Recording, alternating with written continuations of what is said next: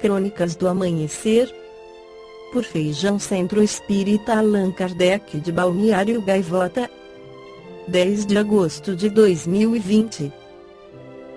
Santa Catarina tem aumento de 28% no número de divórcios durante pandemia. Parte 1. Santa Catarina registrou um aumento de 28% no número de divórcios durante a pandemia. Os números são do Colégio Notarial do Brasil e fazem uma comparação entre maio e junho deste ano com o mesmo período de 2019. A convivência intensa dos casais durante o isolamento social e a possibilidade de se fazer o processo de divórcio via internet, o que ocorre desde maio, foram apontados por psicólogos como os principais motivos do crescimento. Essa hiperconvivência pode ser um fator que dispare a ideia de que aquele para sempre, quando houve o casamento, não é um para sempre de uma felicidade garantida, mas um para sempre você tem que continuar trabalhando por essa relação. Então, num contexto de pandemia, de hiperconvivência, a noção de que esse trabalho é trabalhoso aparece muito potente e muita gente não está preparada para o trabalho que a felicidade dá. Porque não é a felicidade como uma coisa que tu encontras de maneira fácil, é a felicidade como uma construção. Isso sim é para sempre, afirmou a psicóloga Catarina Geuer. Para uns, a quarentena é como se fosse um retiro, uma experiência tranquila. Para outros, um tormento. O número de divórcios também cresceu no Brasil durante a quarentena e a hiperconvivência pode ter facilitado esta decisão. A pandemia colocou uma lente de aumento nas relações. Então aqueles casais que já viviam em conflito, ou que adiavam olhar de frente seus conflitos geradores de estresse, trouxeram toda essa bagagem mal resolvida para cá, para dentro da pandemia.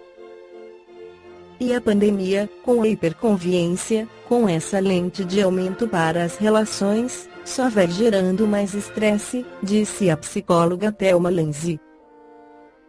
Simplificação no jurídico em relação ao processo de divórcio via internet, o casal nem precisa se encontrar pessoalmente. Ficou mais fácil, mas só na parte jurídica. Existindo a facilidade para realizar o processo jurídico, não necessariamente as emoções vão acompanhar esse ritmo. E aí você se separa para resolver um problema e talvez, dependendo de como o casal faça a gestão dessa separação, você só para um tipo de problema e abre espaço para ter que administrar outros problemas depois da separação, declarou Catarina Geuer. É importante lembrar que cada casal tem uma história única.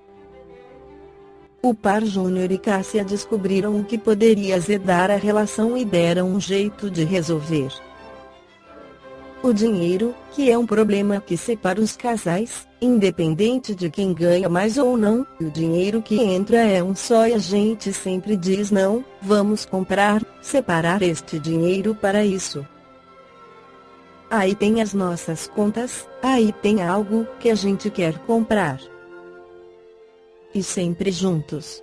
É deixar o ego de lado, o egoísmo e ter certeza que é aquela pessoa, disse o coach Júnior Ribas. Em O Evangelho segundo o Espiritismo, Allan Kardec esclarece que o divórcio é lei humana que tem por objeto separar legalmente o que já, de fato, está separado. Não é contrário à lei de Deus, pois que apenas reforma o que os homens han feito e só é aplicável nos casos em que não se levou em conta a lei divina. Se fosse contrário a essa lei, a própria Igreja seria obrigada a considerar prevaricadores aqueles de seus chefes que, por autoridade própria em nome da religião, hão imposto o divórcio em mais de uma ocasião. E dupla seria aí a prevaricação, porque, nesses casos, o divórcio há objetivado unicamente interesses materiais e não a satisfação da lei de amor. Mas, nem mesmo Jesus consagrou a indissolubilidade absoluta do casamento. Não disse ele: foi por causa da dureza dos vossos corações que Moisés permitiu despedisseis vossas mulheres? Isso significa que, já ao tempo de Moisés, não sendo a afeição mútua a única determinante do casamento, a separação podia tornar-se necessária. Acrescenta, porém no princípio, não foi assim, isto é, na origem da humanidade, quando os homens ainda não estavam pervertidos pelo egoísmo e pelo orgulho e viviam segundo a lei de Deus, as uniões, derivando da simpatia, e não da vaidade ou da ambição, nenhum ensejo davam ao repúdio. Vai mais longe e especifica o caso em que pode dar-se o repúdio, o de adultério. Ora, não existe adultério onde reina sincera afeição recíproca.